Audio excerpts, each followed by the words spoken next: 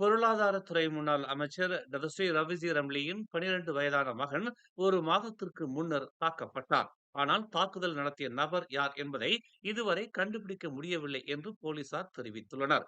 இத்தாக்குதலை சித்தரிக்கும் CCTV camera பதிவுகள் கிடைத்திருந்தாலும் தாக்குதல் நடத்திய நபர் யார் என்பதை இன்னும் உறுதிப்படுத்த இயலவில்லை என்று தேசிய போலீஸ் படை தலைவர் டதஸ்ரீ காலித் இஸ்மாயில் குறிப்பிட்டுள்ளார். புத்ராஜயாவில் உள்ள பேரங்காடி ஒன்றில் கடந்த ஆகஸ்ட் 13ஆம் தேதி ரவிசியின் மகன் குழல் ஊசியால் குத்தப்பட்டார்.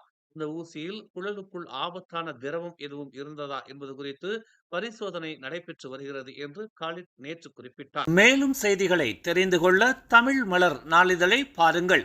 உடனுக்குடன் செய்திகளை தெரிந்து கொள்ள தமிழ் மலர் இணையதளம், தமிழ் மலர் செயலி மற்றும் மலர் டிவி யூடியூப் சேனலை வலம் வாருங்கள். எங்களோடு இணைந்திருக்க மலர் டிவியை பதிவு செய்து கொள்ளுங்கள். உறவுகள் மகிழ்ந்திட விருப்பம் மற்றும் பகிர்வு சேவையை சொடுக்கிடுங்கள்.